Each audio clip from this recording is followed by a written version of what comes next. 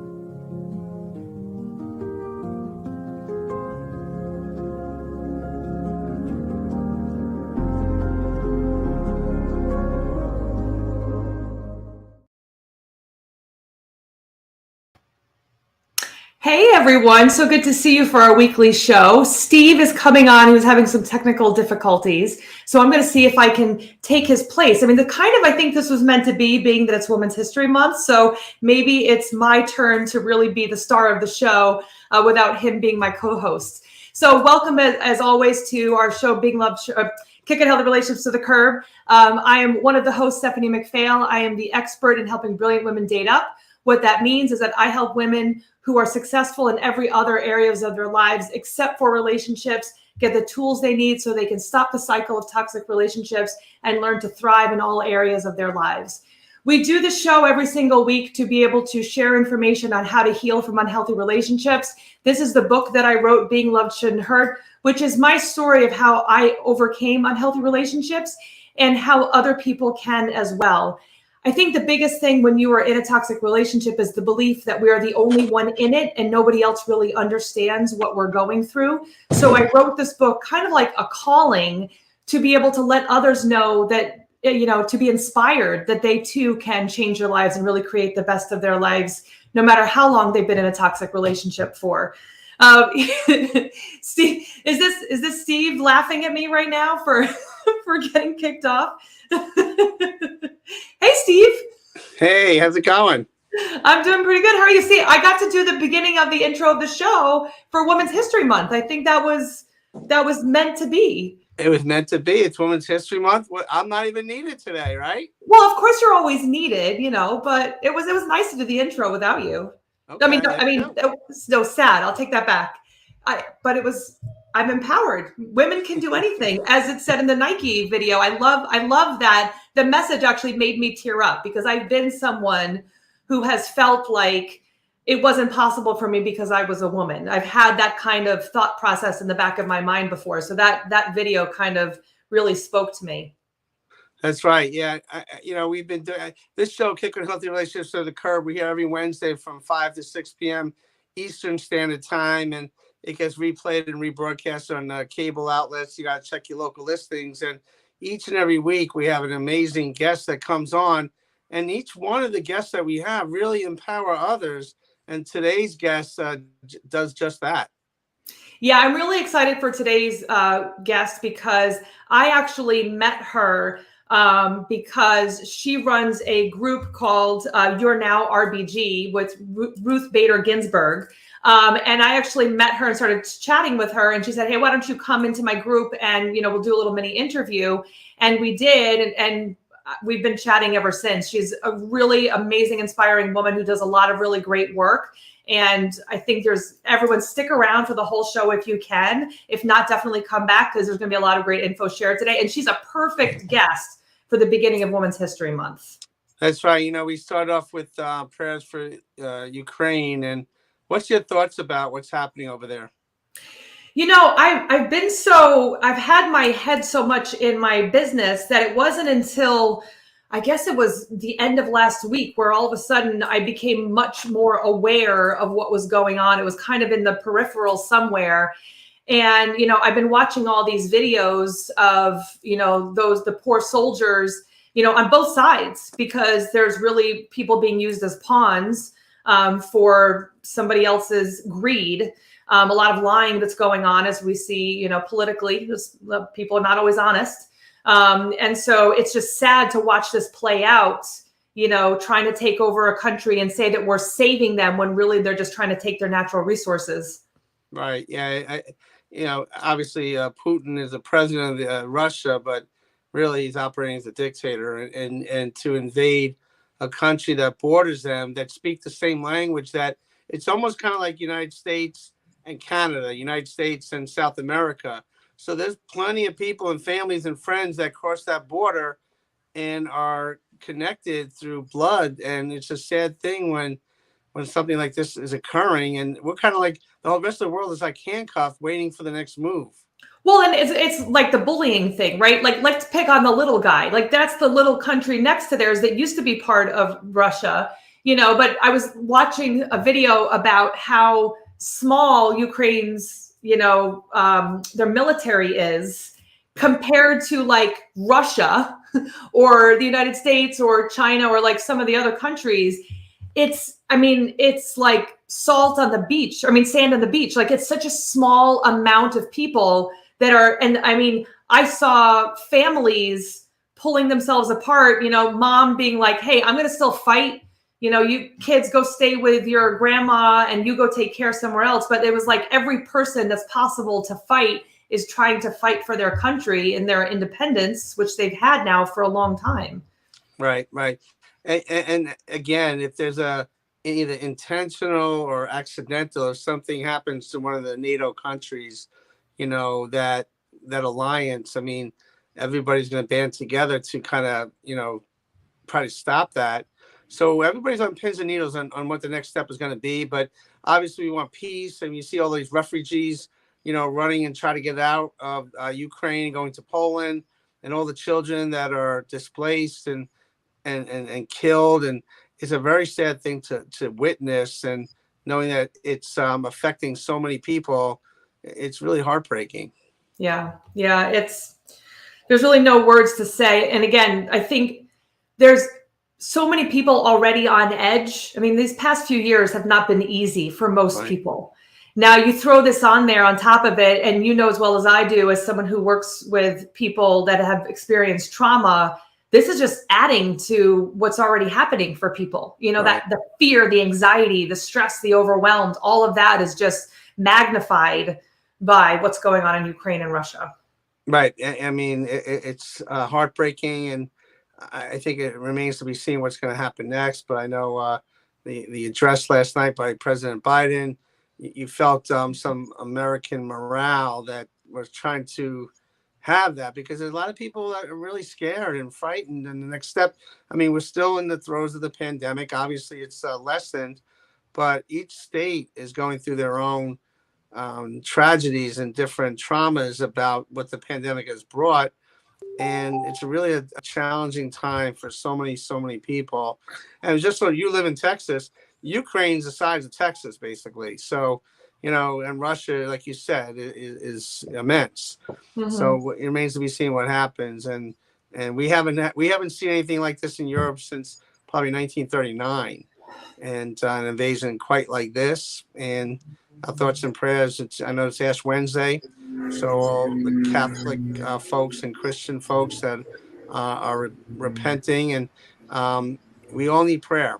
And how you pray, who do you pray with, and but everybody's prayer, strength in numbers, is what's going to turn this country around. And it's programs like this and work that you do, Steph, and now guests and myself and others, that we're trying to heal. And it's a challenging time.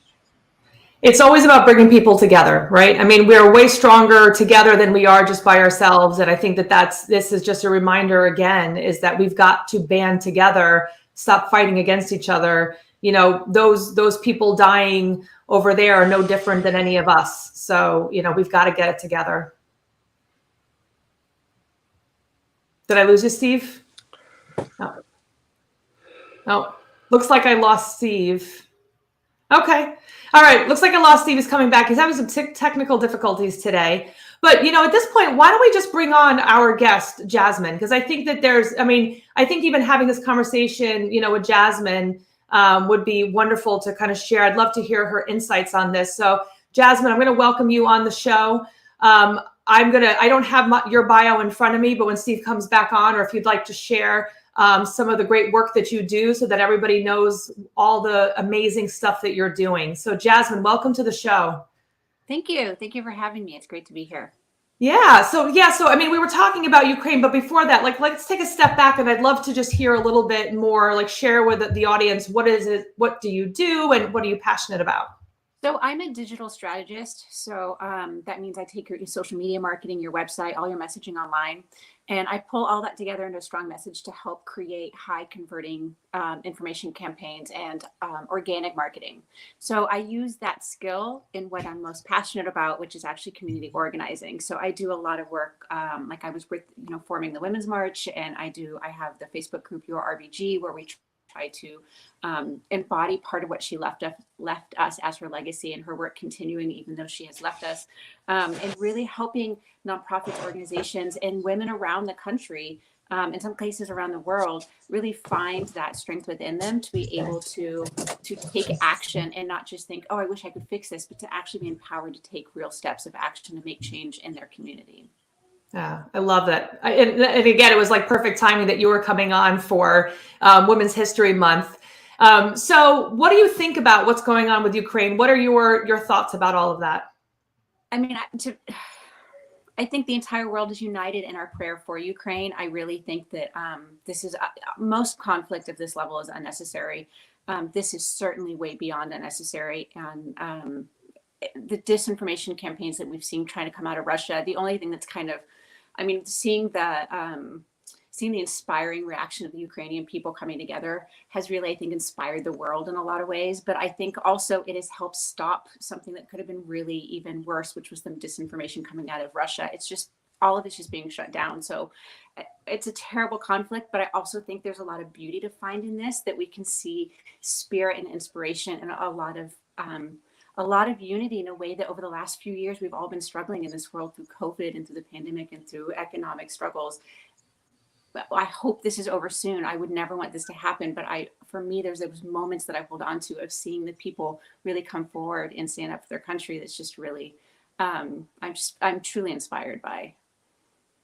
Yeah, I've been, you're saying that I'm getting teary-eyed thinking about it, because that's one of the things I've been seeing is families gathering together and, trying to figure out what they can do to help, and I think that's huge. And again, like what we've been seeing with us not being united just as a world, let alone country, it's beautiful. I mean, I think some of the biggest crisis, people tend to come together.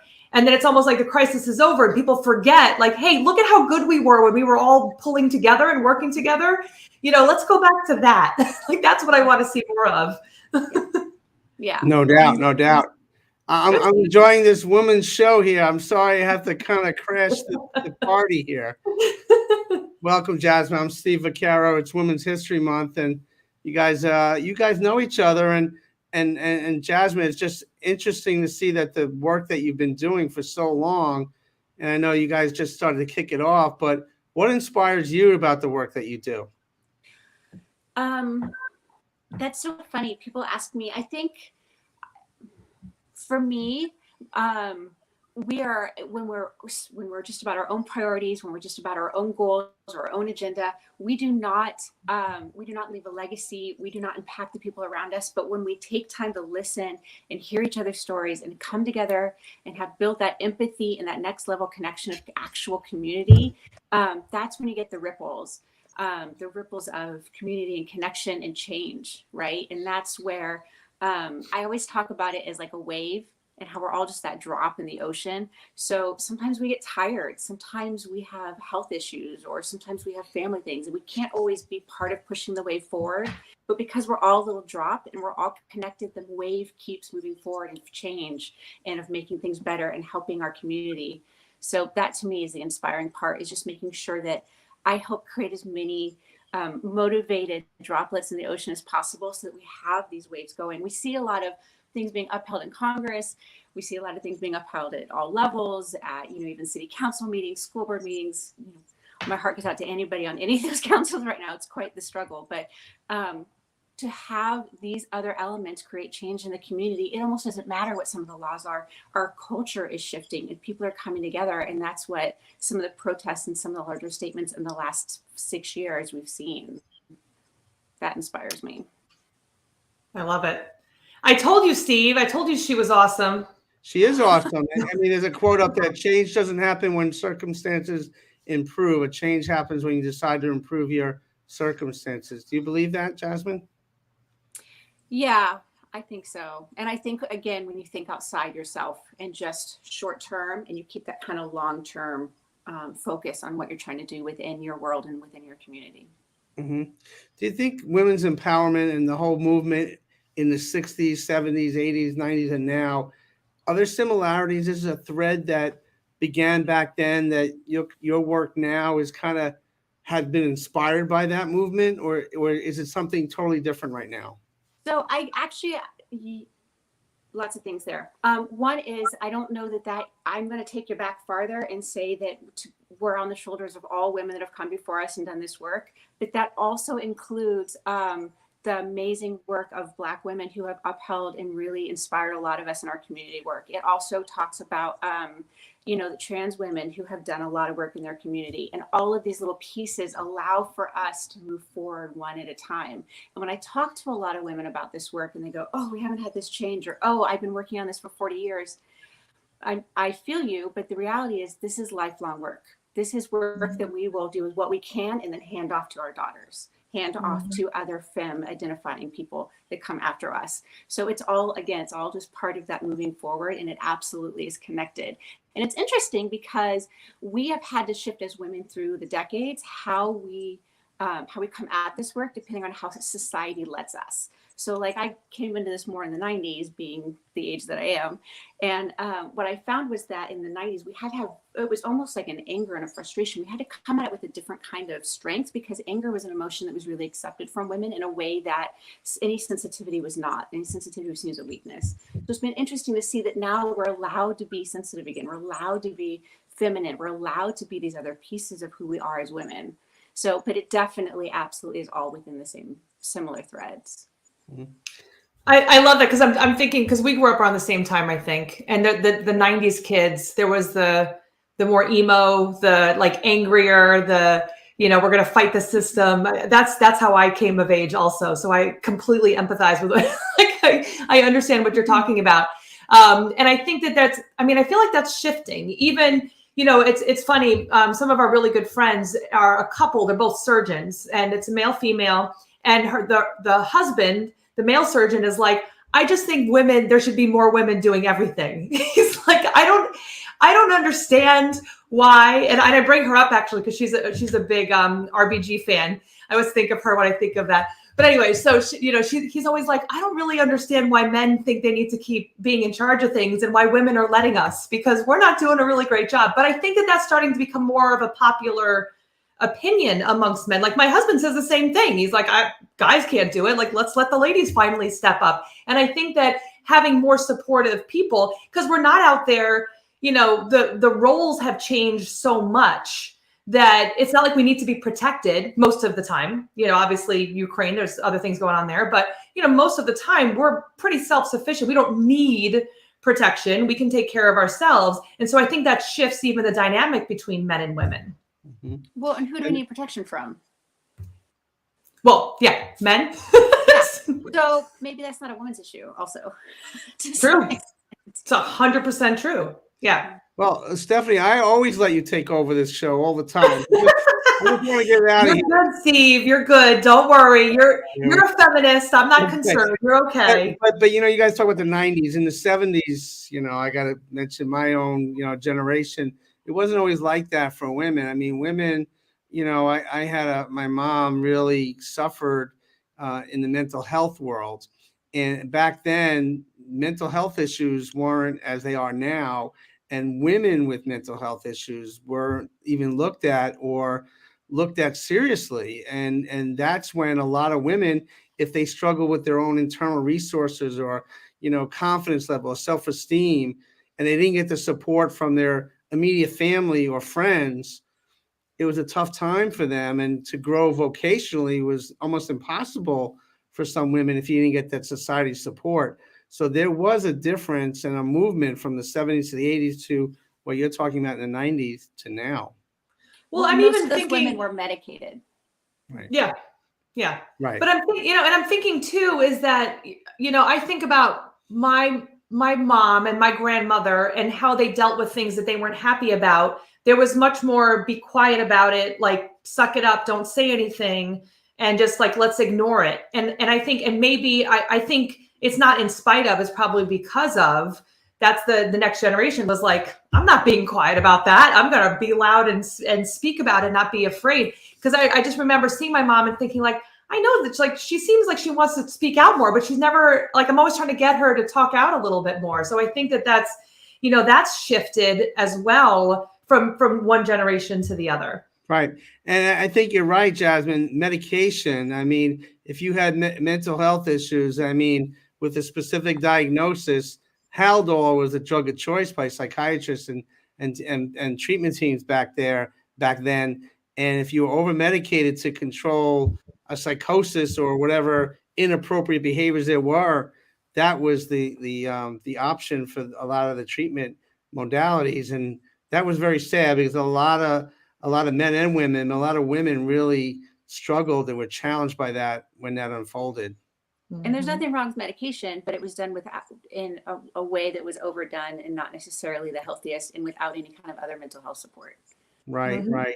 And, it's interesting in the Olympics, just passed, Billie Jean King came out with the torch. I mean, she came out with the opening up all the Olympic Games, and her herself was a real catalyst for women's movement and empowerment back in the 70s when she played tennis. But beyond that, and what the platform she used to kind of go out there and support others, it was nice to see that Billie Jean King was recognized in that way.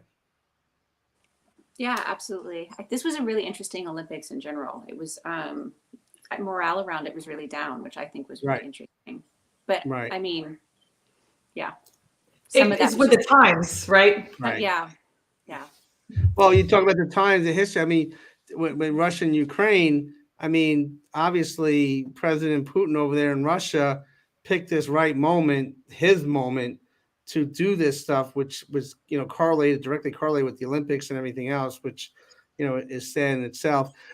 Jasmine, you work with your clients and people. What's the first step that you work with women in general? What are you trying to establish at first?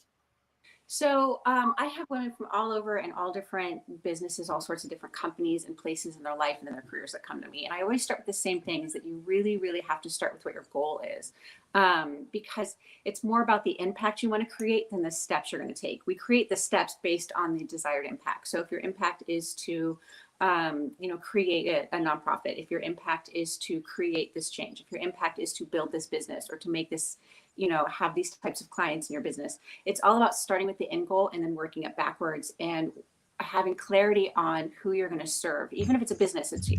I don't care if you're making pool toys, you're serving somebody. So it's about understanding who you serve and what your goal is as a company, and then creating messaging around that really speaks authentically to people. So most of what I do and most of the reach that I get is done without any kind of paid advertising. I mean, I'll reach millions of people without any kind of paid boosting of anything, because it's about the messaging and the clarity. Right. Oh my gosh. As a business, we just relaunched yesterday, and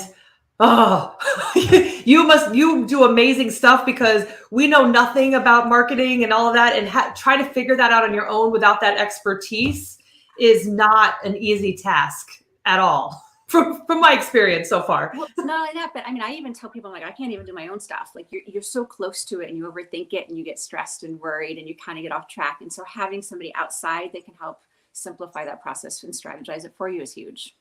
That's awesome. So what do you think? I mean, I think we when we chatted, we kind of talked about like how amazing, it kind of goes backwards a little bit to what we were talking about before, but women supporting each other. One of the interesting things is that we've been taught as women, at least our generation, I think it was a little bit more competition, try to be better, look better, get the better guy, whatever. Like, I think that was, at least for me, that's how it was ingrained in me. And I think that was really divisive, where instead, and maybe a tactic, as well, to keep us divided. But, what do you think about how we can start changing that narrative to get women more comfortable with the connection with each other? Like, instead of being that fear, like for a long time, I was afraid of women. I thought they were like cutthroat. They were out to get me. And for a while, I just didn't have a lot of female friends. Now I'm like, I couldn't imagine without my girlfriends around. Like, how do you think we can change that narrative? Yeah, well, I actually think that narrative has been changing. So part of this, I absolutely echo everything that you experienced was my experience as well. And I think a lot of that was because there was only one woman allowed at any given time in a space. So you truly were fighting for that one spot. And if that woman left, it wasn't like another woman necessarily get it. So you kind of had to be ready. And it truly was a battle to keep any woman in any space moving through. I'm thinking like, corporations, corporate level management, right? Mm-hmm.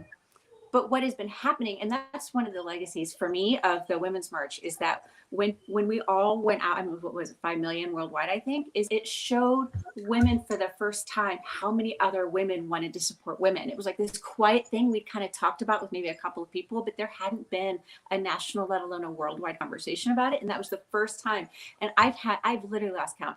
I don't know how many women have said to me they decided to run for office because they saw how many people would support them. They saw that women would show up. They saw that they could trust and rely on each other in a way they hadn't before. And it wasn't that perfect of a ride. There were still issues around some of it because we were learning how to do this for the first time and having to work through, frankly, a lot of past, historical issues that we were struggling with between racism and, cultural shifts in general within the women's movement. But this was the first time we all came together and showed that we would support other women. So I think that was a tone reset for us. And ever since then, we have been working on bringing that as women. And as we're running into, and I just had it happen to me again last month, you will run into women who still feel that competition. But what I'm finding is instead of having to lean into it and go, oh gosh, I have to defend myself, I can actually step back and be like, no, this is not a game we're playing anymore. I don't have to buy into that narrative.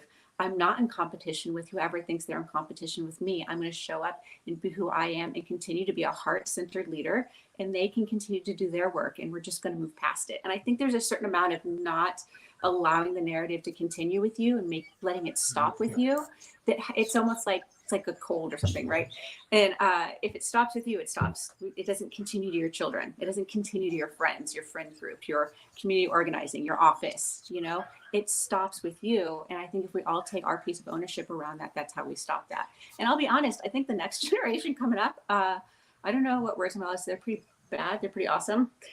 Some of this is they're coming up in this time anyway, and it's a lot more natural for them. They're not in competition the same way. It's just different. The tone is being reset a little bit, and it gives me a lot of hope. Yeah. I have a 3-year-old daughter. She is a force to be reckoned with. I have a son too, but the one who's in charge is definitely the 3-year-old daughter, and my son, you know, and it's so funny. So, you know, my 3-year-old will say, because this is, you know, we really work hard at, you know, body autonomy and speaking up for yourself and all that kind of stuff. And, you know, she'll say, I am strong and powerful, you know, especially when she's afraid to do something. And then my son will like, he starts to say something, and he's like, well, women are pretty smart. So, you know, and then he continues on with whatever it is he's saying. And I'm like, all right, well, we're doing something right, because this is what we want. I'd rather her be a little bit on the scary side right now and protect herself than to let people walk all over her. You know, that's going to be better for her in life, and really have her step into her power instead of shying away from it. A force to be reckoned with. Wow, that's pretty serious. Where did she get that from? No idea. You are a force to be reckoned with. And I'm sorry, Jasmine, go ahead. I was gonna say I have a 15-year-old, and it is she's not playing. Well, it's always, I was like, it's really hard to be the parent of a leader, you know, because I don't want to take away those leadership qualities, right, but just listen to me. Yeah. Yeah. Just my mom says it. My mom had said that it was hard raising a strong-willed child, but that you also knew they weren't going to delve into peer pressure at all. Like nothing. People would say stuff to me in high school. I'm like, no, like I just don't care. Yeah. Right. Well, we have a little video clip. Let's check it out, and then we could talk about it after we see this.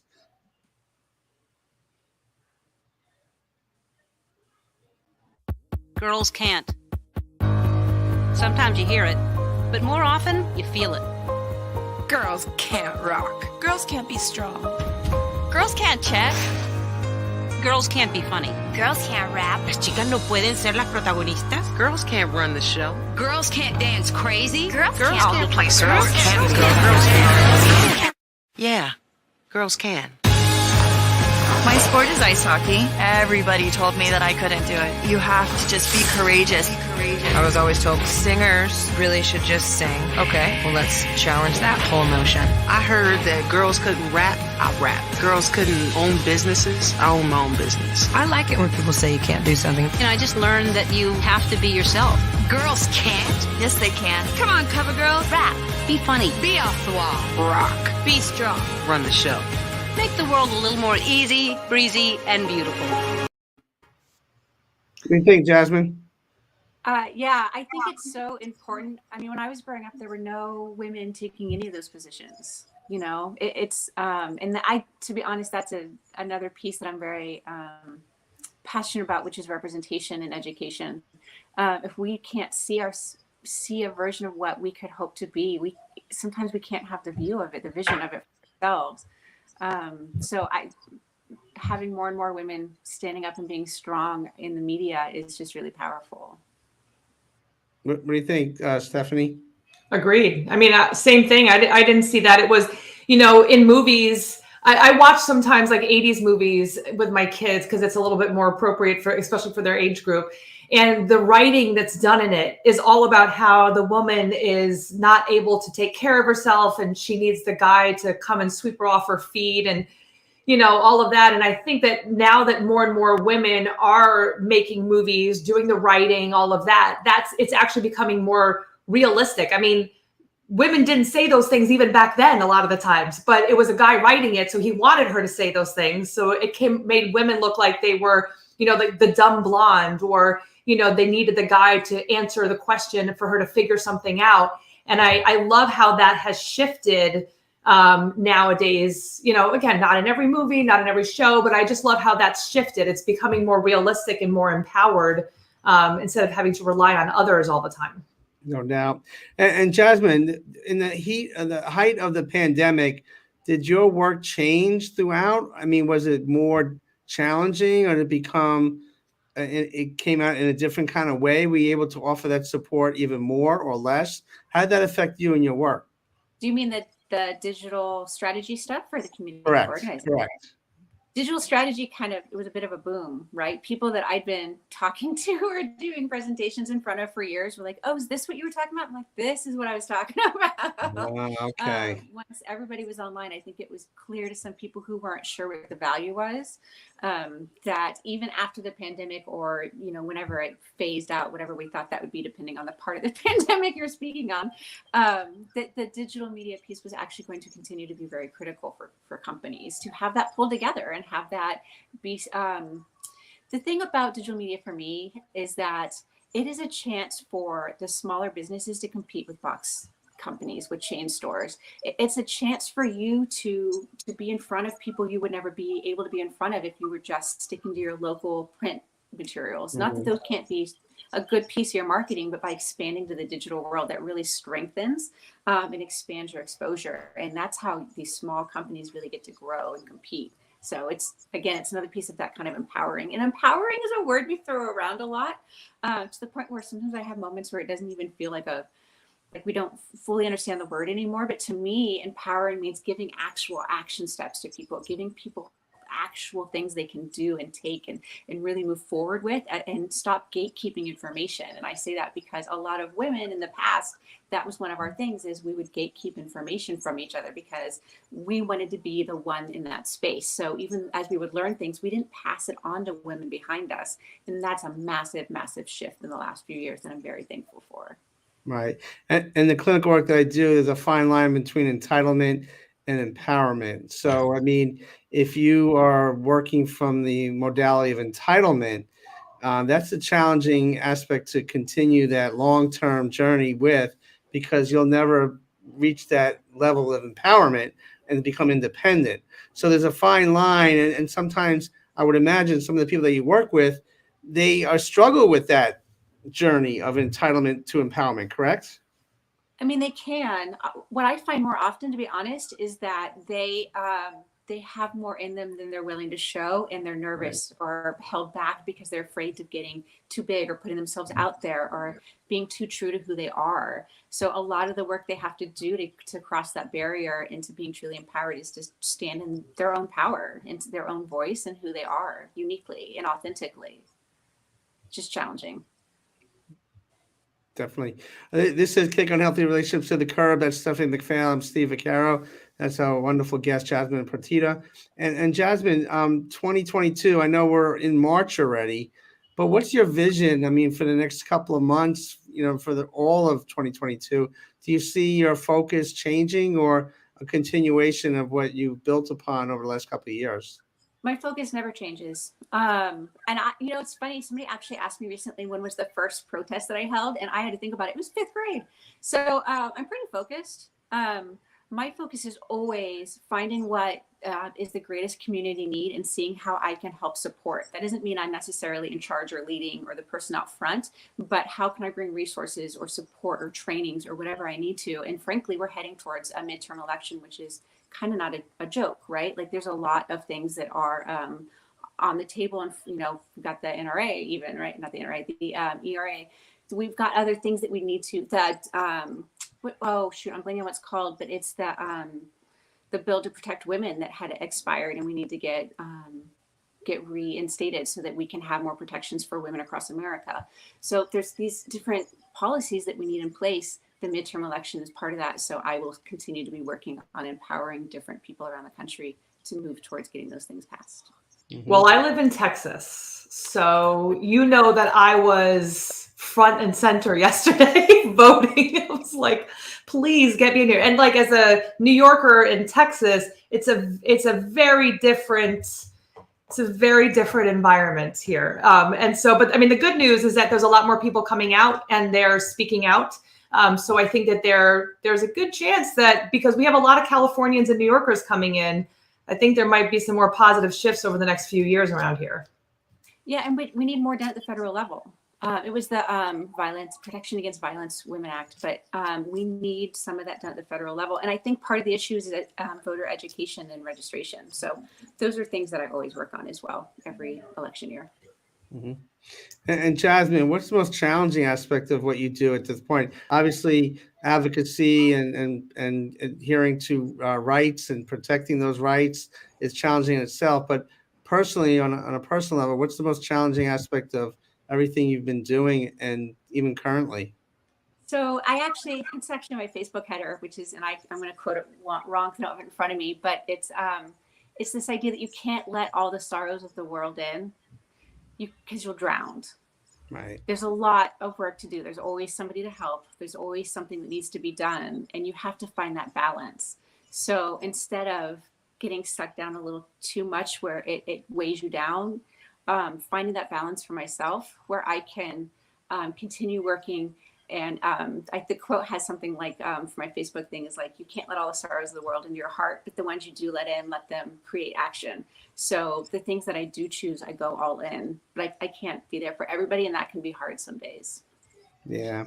Yeah. In New York and Stephanie knows this too. There's so many diverse situations that, you know, when you do a lot of community work, like our network does, our nonprofit work does, sometimes you can't help everyone. You can't empower everyone.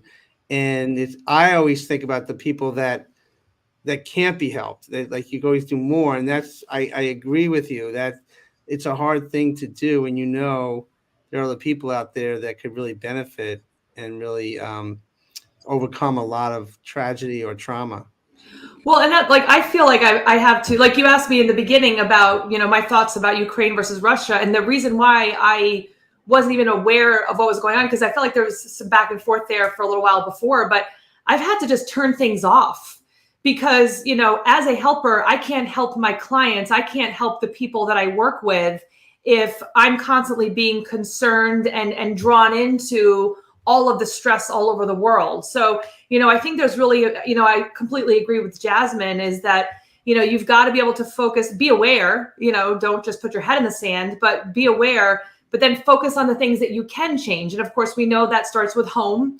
You know, how are we at home? If we want peace, but there's no peace at home, well, maybe we should start there, you know, and then kind of let those ripple effects go out. And, you know, and I love what both of you do, you know, as well as I do, but it's the empowering others, because we can't do it all. But if I can empower you to do something and then that person empowers somebody else, well, now all of a sudden I don't have to do everything because I got all these other people out there doing some great work. And I think that's what's great about what we do is that people feel like they have a voice and they can change something. And that's beautiful. Like that has me tear up every time. Like I have a former client of mine who was so distraught and things were so bad. And now he's like on city council, like changing the world, doing all these, he just sends me messages about all these great things that he's doing. And I'm like, bam, like that's why I do the things that I do. And all of us have those people that we don't even know, probably a large number that have been affected by the great work that you guys do. So that concept though is why I started the RBG group, because I really wanted people to, and I do a monthly newsletter with, if this is something you're passionate about, this is a good organization. If this is, you know, this is an action you can take. And the idea is she had all this life work, right? And we all kind of mourned when she passed. My phone literally was blowing up. And I was like, the reality is she held on and did as much work as she could while she was here. It is now our turn to take that work and continue it. But again, like you said, it's very overwhelming, right? So the advice I always give people is find that one thing that you truly speaks to your heart. And that is the message you have been given by God, by the universe, whatever you see is that higher energy.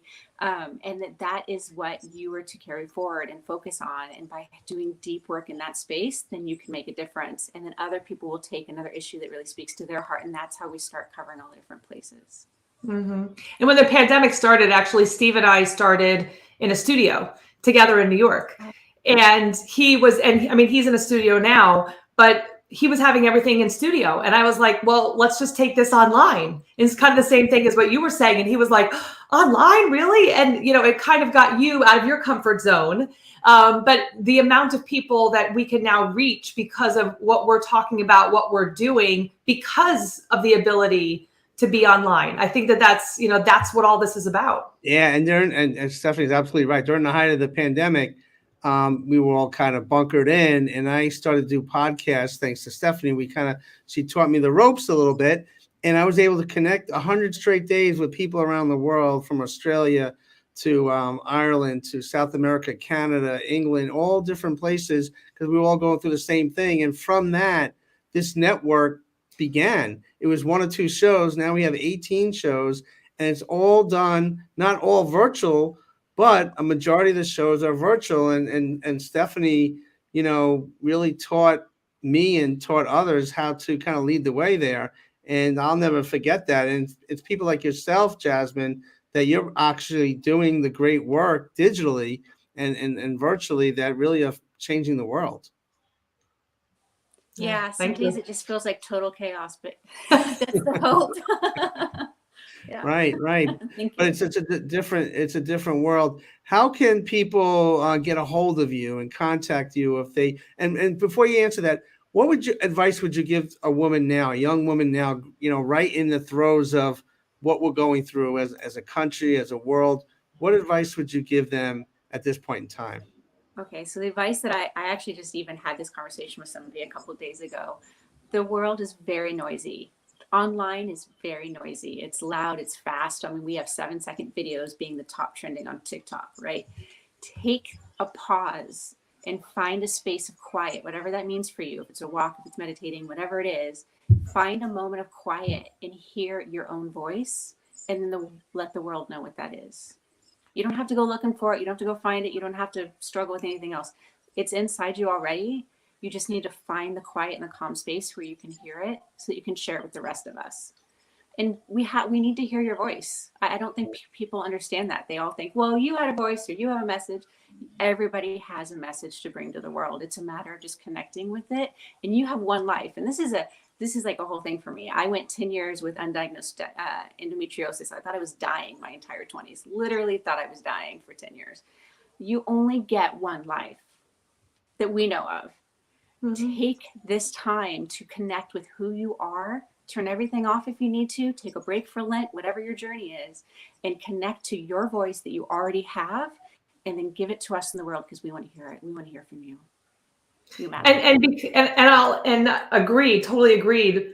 And I think we have to stop thinking that these bad things are happening to us, or things are happening to us as opposed to for us. And there's a lot of lessons that we've learned along the way that we can help others with. I mean, Steve uses that message all the time, which is just so beautiful to hear. And all these experiences that we have, we can be angry, and we should. There's things to be angry about, but the bigger thing is to take that and help others by inspiring others by your journey of overcoming. Mm-hmm. And there's actually a country music song. The lyric is, "I'm going to take it slow, just as fast as I can." It's kind of like what you're saying, Jasmine, because we don't need to speed through life.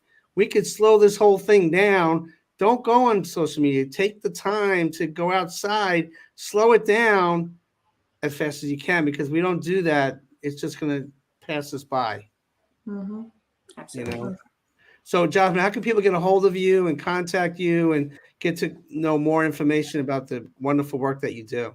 Yeah, the simplest is my website, which is my name, which is jasminepartita.com. And from there, I've got links that go to all the different things I do. Well, we want to thank you very much. We're going to have to get you back on the show later on in the year and talk about how you've been inspiring others along the way.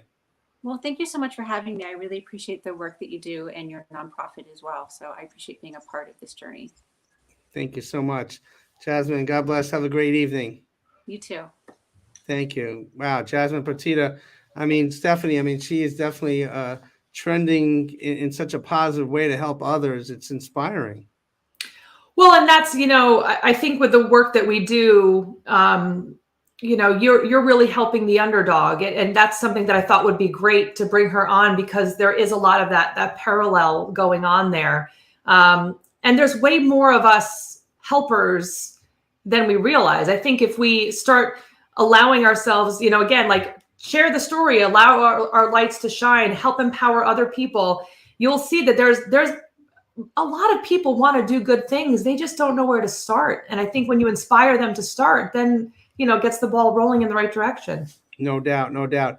Well, this network, we've been talking about, alluding to it. We have so many great shows on the network, including Kick on Healthy Relationships with the Curve, thanks to Stephanie. And we've been doing this thing. It's going 2 years now. I think I got to count all the exact shows that we do, but it's going over 100 shows, I think. I got to check it out. I'll have that exact total next week. But we have a couple of other shows, and I think we have Gil and Dave backstage from Flashback Sports, and these guys do a great job.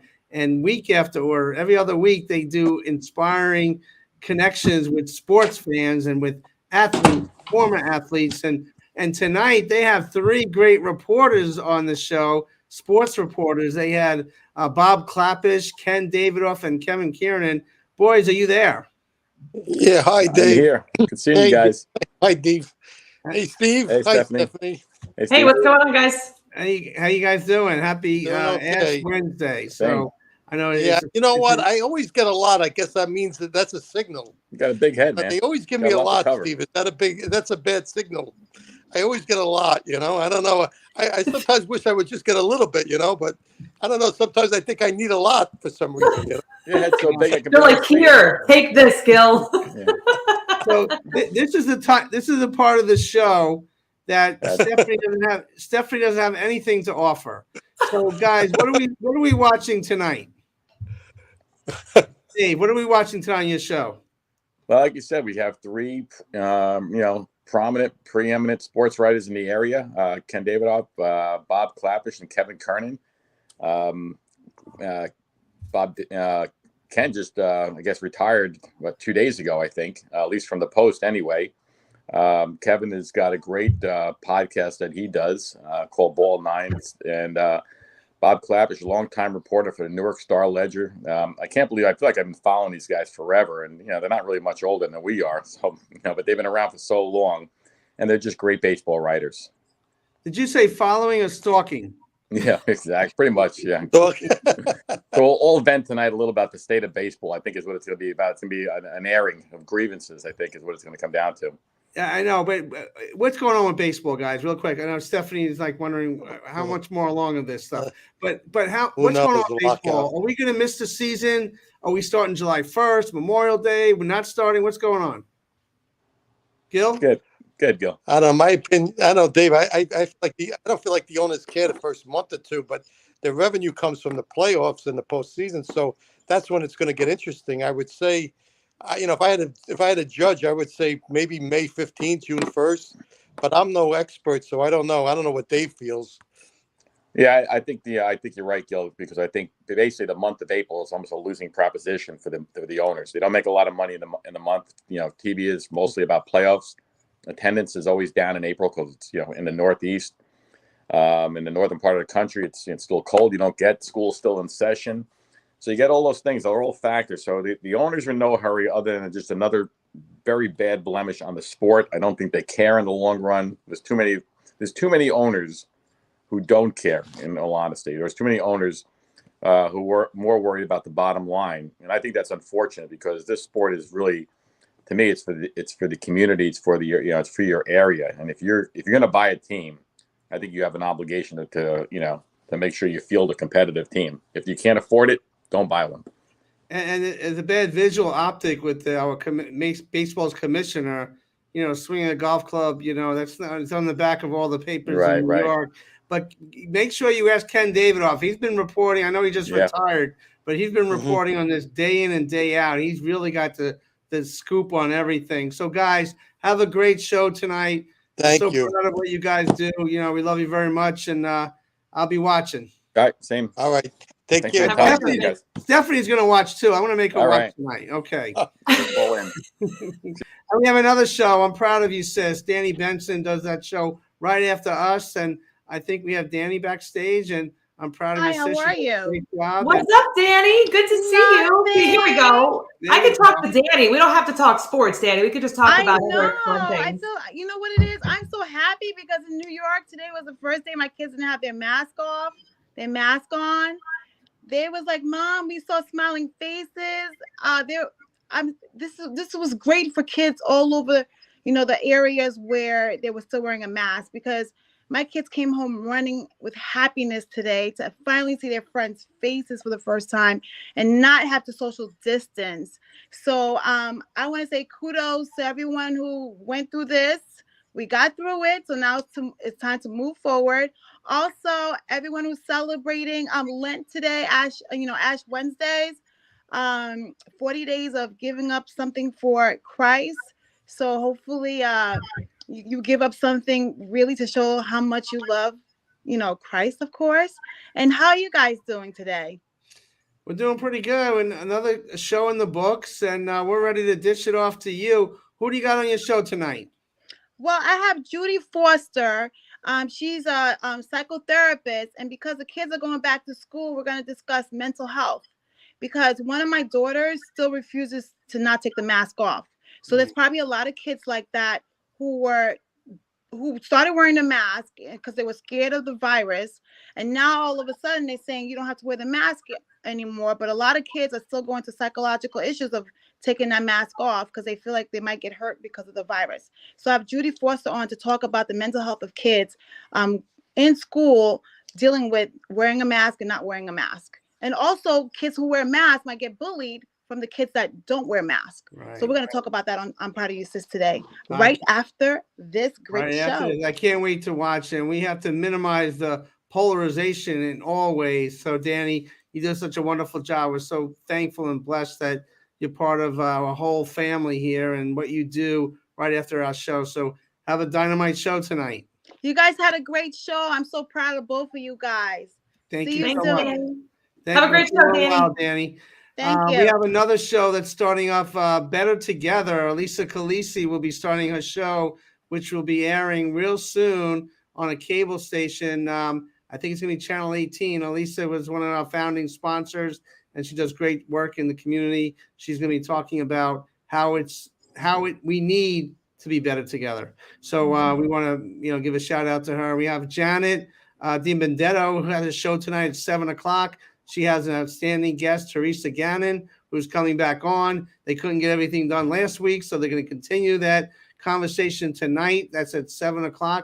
So you really don't have to change that dial. You just kind of watch what we provide here on the network, and we're a nonprofit agency that continues to give back. And Stephanie, thank you for another great show tonight.